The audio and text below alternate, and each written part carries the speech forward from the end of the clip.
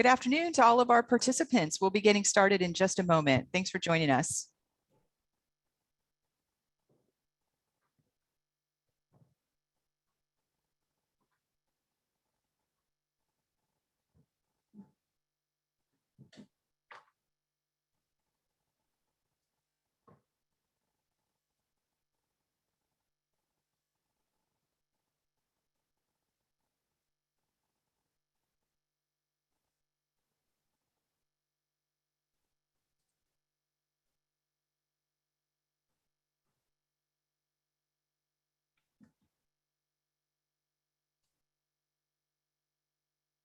All right, looks like our participants are beginning to level off now, so we'll go ahead and get started.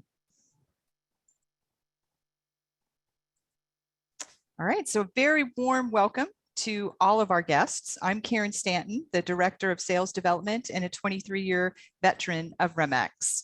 And I'm going to go ahead and turn my camera off so you can have full attention on the materials today, and then we'll carry on.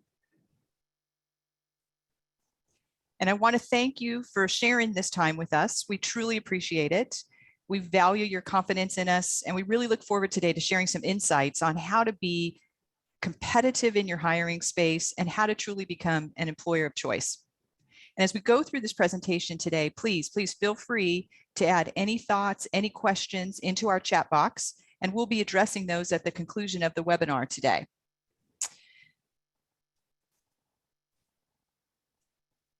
So for the last 8 weeks, you've been receiving our Employer of Choice reports. And these reports delivered actionable ideas and tactics that you could use to help to appeal to the talent that's in your marketplace and become an employer of choice. When we look back at the objective of the reports that you've been sent, what we were looking to do was to help define the factors that were currently impacting the labor market. Having a clear understanding of current state is so crucial in establishing a plan of action. We also wanted to provide advice for our customers on talent attraction, motivation, and retention strategies. We wanted to bring some of these ideas that we see working in the field directly to you. And overall, we wanted to ensure that RE/MAX and all of our customers remain employers of choice in their marketplace. So today, what we're going to do is we're going to engage 2 industry experts to bring the data, to bring these ideas that were contained in these reports to life for you. So let's go ahead and meet our experts. Joni Biley is with us today, and Joni is the president of RE/MAX and our chief workforce analyst for EmployBridge, our parent company. She has 25 years of industry experience, and she's an officer and board member for the American Staffing Association. And for the last 5 consecutive years, Joni's been recognized as one of the most powerful women in staffing by Staffing Industry Analysts, or SIA. And she was also the 2021 recipient of the World Staffing Summit Award. Some of you may be familiar with Joni because she's a featured speaker on a number of workplace trends and supply and demand cycle shows, including being a regular contributor to Mornings with Maria on Fox Business News. You may see her the first Friday of every month on that show, and she's also regularly featured on Bloomberg Radio. So thank you, Joni, for being with us here today. And joining Joni is Krista Early. Krista is our National Director of Sales for RE/MAX for our Contact Center Solutions Group. She has 24 years of industry experience and a significant amount of contact center industry exposure. She's actually served for the last 5 years as the co-leader for the Southeast Contact Center Council. She served 14 years as the co-leader for the Knoxville Area Contact Center Council, and is also a certified staffing professional with the American Staffing Association. So thank you so much for being here with us, Krista. Joni, would you like to go ahead and take us through the current state of the employment market? Yes, thank you, Karen, and welcome everyone to our webinar on becoming an employer of choice, which is so important in today's market. Krista Early and I are excited to share some insights with you today that we hope you will enjoy. I'm going to start with just a few highlights on the current labor market. And as you can see, these are just some data points that we watch on a monthly basis. Currently, our job seekers that are, unemployed people that are looking for work has ticked back down to just under 6 million. So we still have 5.9 million people filing unemployment on a monthly basis. And that brings us to 3.6% in unemployment, which really is a very, very low number and speaks to the challenging climate of this labor market that we're dealing with today. And every sector is being impacted by the shortage of talent. There are more job openings than there are available people. In fact, right now there are 11.3 million job openings in the United States. And we certainly don't have the people to fill those jobs. And there's a few factors that we're going to talk about, which I'll get into in just a second. But the last thing I'll point out on this slide is just one of the things that I think is the biggest challenge of our labor market today, and that is labor participation. We currently are at 62.4% of people actually participating in the workforce. And what that number means is when you look at the overall population of people that are eligible to actually work in the US, only 62% are saying, yes, I want a job, or I have a job, or I'm unemployed. And that's a pretty small number. So we have some challenges that we really need to get people back to participating in the workforce. Now, let me talk about what some of those current labor challenges are. I did mention record job openings of 11.3. The government does track this on a monthly basis and puts out the JOLTS report. And we can see that job postings, online postings are growing in all sectors across the board. So both manufacturing, construction, mining, the goods producing sectors all have record openings. And then when you look at professional and business services, technology, finance, you can look at healthcare, retail, leisure and hospitality, all of the service jobs, they all have record high job postings as well. So the demand for talent is there. Unfortunately, we still have low unemployment. So there's not enough people that are actually looking for work. Again, that labor participation, not enough people are participating in the workforce.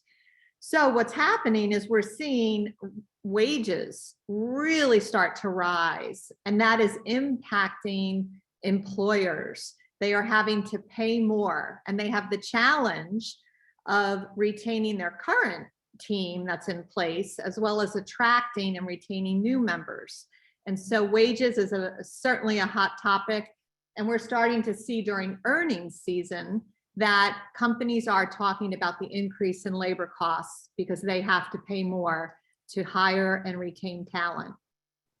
We do have some other challenges though in this labor market. We have baby boomers that are retiring and looking, certainly to enjoy some of their later years of life and don't want to work a full-time schedule anymore.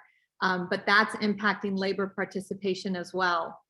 We also have women that are opting out of the workforce, and we had started to make some strides before the pandemic, but certainly during the pandemic, we saw more women start to opt out and stay home due to family issues, childcare, and just health and safety concerns. And then the last thing I'll mention that is also a big challenge, certainly for the labor market, is the skills gap. There are many jobs that are being eliminated today, and there's many new jobs that are being created. And unfortunately, we have a disconnect in the available talent that has the skills needed for the jobs today and the jobs of the future. So as you can see, all these factors are certainly creating one of the most competitive employment markets of our time. And just to point out on a graph for you, our job opening rate, it's never been higher. I know this chart only goes back to 2020, but even if you go way back, we've never seen job openings at a rate of 7%, and it continues to climb. Unfortunately, the quit rate is also climbing and at a high point, up close to 3%. So we do see that companies are really struggling with retaining talent, and that as that quit rate increases, you'll hear us talk more today about the Great Resignation. We see people thinking the grass is greener and wanting to opt into a new opportunity where maybe they could make more money or have more flexibility or have some things that might be more appealing to them. This chart here really speaks to the overall labor force. And I wanted to take a second just to dive into labor force participation and show you the size of our workforce. And the reason I find this so interesting is that if you look at 2008, when we came out of the recession in 2008, it took us about 10 years to actually add 23 million workers to our economy. So we were just under 130 million people working in the United States in 2010. And then it took 10 years to grow to about 152 million. And then we all know what happened in March of 2020, well, though we'd like to forget, we did see that we lost almost overnight 22 million workers due to shutdowns and non-essential workers that unfortunately were sent home and not able to keep their jobs. So that was a big impact, certainly through March and April, and we started to climb out of it in May, but it's taken us some time, over 2 years, to get back to about 151 million people, which is great that we're making progress, but we still have a ways to go. And unfortunately, we lost some ground on that trajectory of job growth. So with that, I'm going to turn it back over to Karen to share a little bit more about what we're going to go over today.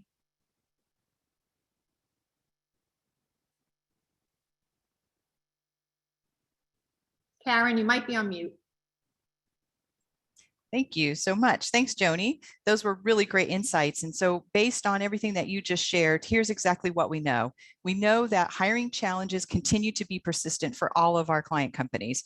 And really, in order to secure and retain that talent that you really want and need, it's going to be critical to position yourself as an employer of choice in the eyes of both the candidates you're looking to attract and the existing staff that's already under your roof.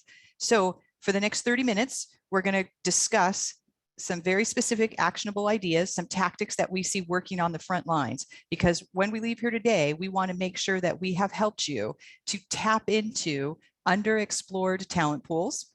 We've also given ideas on how to truly showcase your company's differentiators, really answering that question of why your company.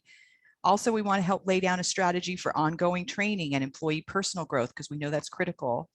And finally, to help you overall to ensure that you're going to retain and satisfy your existing staff. So without any further delay, I'm going to turn it over to Krista, because Krista, please tell us a little bit more how we can tap into some of these unique talent pools. Thank you, Karen. Yes, hearing all the statistics that Joni shared about the workforce, it is no surprise that we're asked daily, what are the secrets to finding the best talent? So a big challenge today is that the workers are really finding new ways to bring in income. So just last week, I was watching the news. I learned about an app that's called Sniff Spot. I don't know if you all have heard of that, but it is when homeowners rent out their backyard for dog parties, play dates, basically an Airbnb for dogs. So people are really thinking outside of the box in ways that they can work within their lifestyle versus working for a living. So employers are really called to look about how they can meet their unique hiring requirements while also maintaining their headcount and productivity, because you heard all of what the pressures that we're feeling in the information that Joni just shared. So over the next few slides, we're going to dive into some unique ways that you can tap into the talent pool. So flexibility attracts talent. In last year's Voice of the Hourly Worker survey, one of the biggest drivers of attracting and retaining talent was flexibility. Of those surveyed who stated that they were satisfied with their job, 41% said they stayed at a company because they liked their schedule. So we all know that flexibility can mean many things to different people. So remote work opportunities, hybrid or part-time schedules, flexible time off, it really varies. And I'm going to share 2 companies that we worked with that go out of their way to meet flexibility in 2 different ways. So one company shared that their best practice is really aimed at attracting a remote part-time workforce. So once their employees completed a part-time training course, they could then pick up 2 to 4 hour shifts in addition to their work schedule or as their only scheduling method.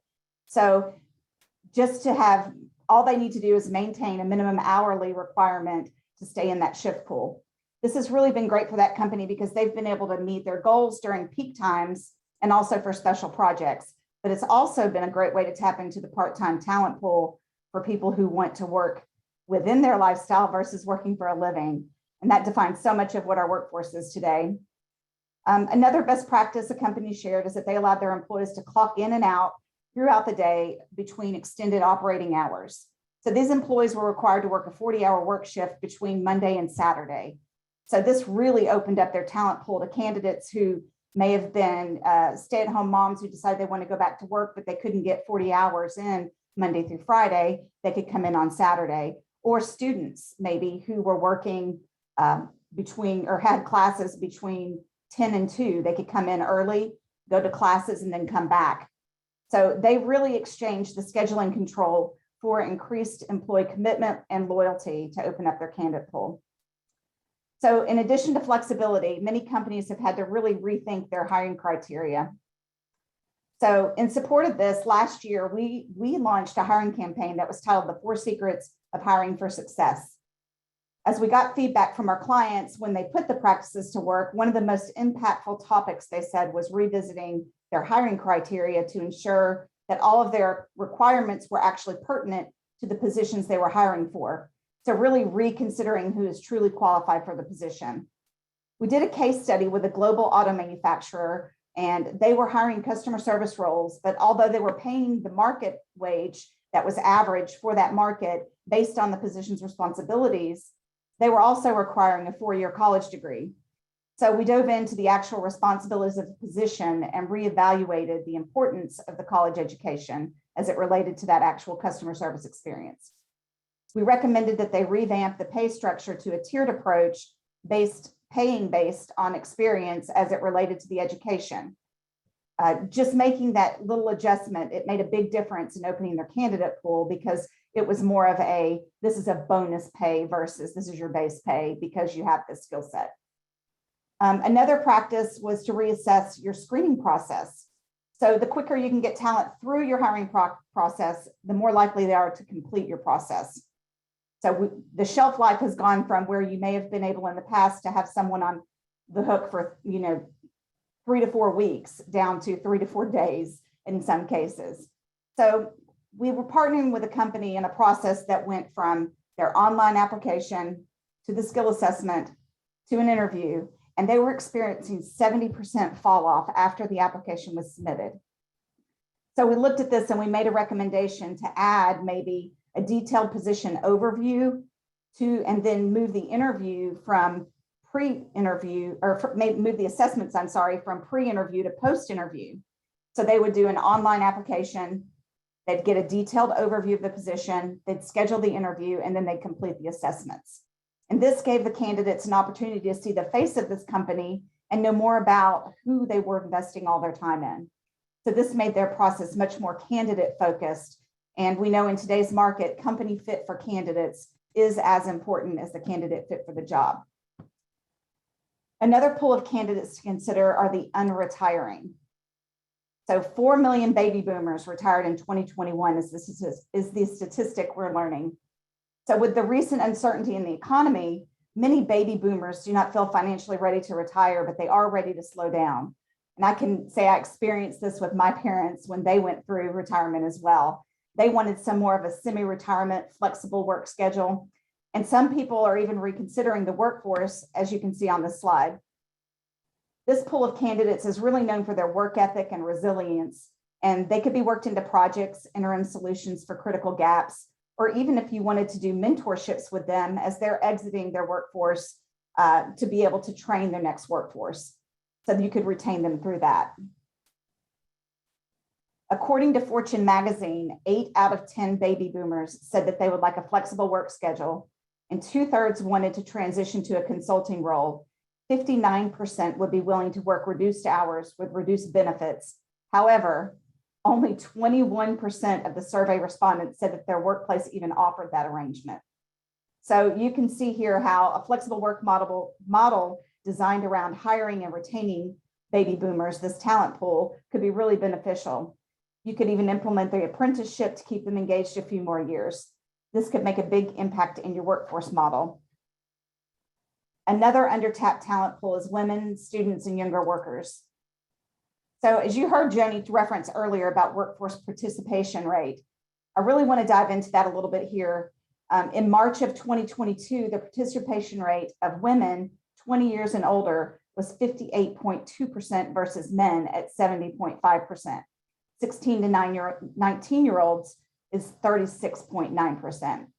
So you can see on this slide that female participation fell by 17.9% between February and April of 2020. And this hit a 33-year all-time low, or 33-year low. So this is an opportunity that you can reconsider, looking at maybe returnships for women looking to get back into the workforce, or even job share. Another best practice that I learned along the way in my history is a CPA firm that I've worked with. They offer job sharing, and it's really interesting how they do it. They allow two people to split a full-time role, and we know in CPA world, full-time is quite a bit. And so, but they set their own schedules, and as long as their shift is covered, they continue this as long as they want. So if one of the employees has to be out for vacation, the other one would fill in. So sometimes they could be working more hours, sometimes they could be working less, and they would just work that out with their partner in their position. This really addressed burnout and increased their job satisfaction. And the result was less attrition during peak season and higher client satisfaction, because who really wants to lose their CPA during tax season? That would not be good. Another interesting statistic is over the past 20 years, the biggest decline in participation is actually in the 16 to 19-year-olds. So participation was at 48.5% in 2002. And as I stated earlier, it's 36.9% last month. That is a 25% decline in participation. So to pull student workers into the workforce, some companies have even offered, have offered school training programs where if they want to go school to career, or if they just want to take a gap or two before college, years taken off, that they would have that opportunity to do that. In addition, some of these companies offered a tuition reimbursement program. So they pull them out right out of high school, bring them in and give them a little bit of real life experience, and then put them in a tuition program or a reimbursement program where they can then grow a career with their company. So tens and thousands of candidates make up this talent pool, and really crafting the right message to get out to them and to pull them in is really essential. So Joni is going to dive into choosing the right message to attract talent next. Thanks, Krista. And I couldn't agree more. Great examples that you've shared with our audience today. Choosing the messaging is so important, especially in this labor market. So when we think about what we say, how we say it, and how we get that message out to the intended population, it can have a tremendous impact on the success of hiring. We like to say that the right people, the right messaging, and the right frequency all matter when it comes to attracting talent. But what's changed really dramatically over the last few years is that the focus of messaging has really shifted away from what the company wants from its employees, and now it's focused more on highlighting how the company meets the desires of the prospective talent pools. And that's been a big shift. It makes sense. Certainly, if you look at the data and you look at what's happening, companies need to choose their messaging and focus on meeting the desires of that talent pool. So we're going to share a few examples that our clients are actually telling us they're getting results and it's working for them. And these might seem simple, but I want to spend some time on them because they are a little bit different than what's been done historically. So the first thing I'm going to start with is showcasing pay rates and incentives. And many companies have shied away from this for years. But when people are searching for work, compensation is really the most important important thing they're looking for. It's a primary concern. So there is a possibility that if they don't find a salary on a job posting or a job ad, they might not go through the process at all. And at the same time, employers who are comfortable listing salary where it makes sense, they can actually increase their click-through rates, and they can create a more qualified applicant pool to recruit from. So it truly can save you time and energy when candidates who were never going to accept the job in the first place deselect themselves. And it also could capture more people that might be attracted to the salary and the incentives that you are offering. Now, one could argue that when companies are more upfront about salaries, it can promote transparency, and it also can help create that trust with workers right from the beginning. So I really want to encourage you as companies that are hiring to think about including it where it's appropriate. What's interesting is there was an article, a recent article that CNN put out, and it said that about 12% of job ads feature the salary. And that's a really small percentage when you think about it. So it is something I think employers need to think about, is maybe just being more transparent with sharing the salary and the incentives. LinkedIn also reported that they have seen a change this past year of 50% increase on year over year of the total number of jobs that are actually reporting salaries. So this is a change. Employers are doing it. They're thinking differently about it. And I definitely would encourage you to consider ways to highlight your salaries, especially if you're paying competitively and have great incentives. It can truly make a difference. So let's move over to our second strategy when we talk about messaging. Krista spoke about the importance of flexibility. Flexibility in scheduling and work hours is actually the #2 most important item on job satisfaction. It's what job seekers are looking for, according to our new REMEX Voice of the Hourly Worker survey. People want more flexibility. We've seen it with COVID and coming out of the pandemic. It is something that has risen in importance for all workers. So there are multiple of options that you can consider when we talk about flexibility. The things that are here on the screen are just a few ideas you might want to consider in your advertising and messaging. But if you can promote flexibility in any of these ways in your job ads and your postings and through your interview and attraction process, as you come to talk to people, you will find that it is one of the hottest items people are looking for, and definitely at the top of the charts when they're looking for pay and flexibility for a new job.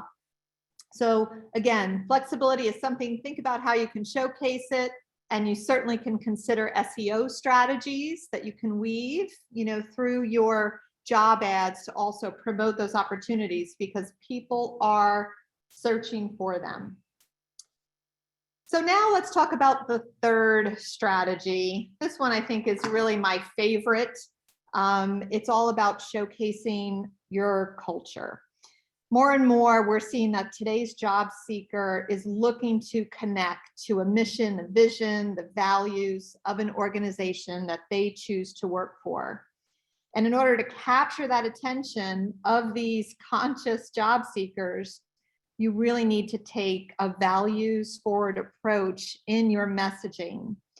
So a couple of recommendations for you. You can utilize brand ambassadors from your company, have them tell their story and share the values and the culture on a firsthand basis. You also can use videos. It's an excellent and also very affordable medium to incorporate messaging into your ads and your application sites. And certainly all of these things will create a lasting impression. It allows your applicants to imagine themselves as part of your organization. They can picture themselves there. They read quotes. They think about themselves in a day in the life. All of these things can truly help showcase your culture, what it's like to work at your organization. And then I would encourage you to definitely refresh your posts, your websites.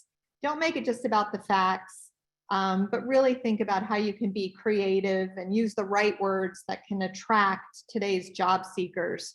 Because as we're saying, it is one of the most competitive markets, and you truly have to adopt that marketing mentality with all you do and attracting talent to your organization. It is so important.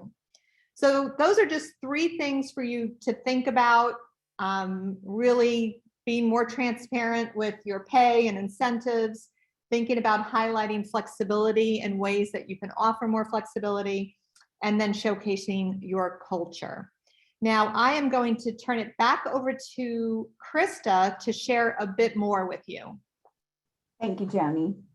Yes, we have all heard about the Great Resignation, the Great Reshuffle, retirement, and we believe it calls for a great rethink by employers.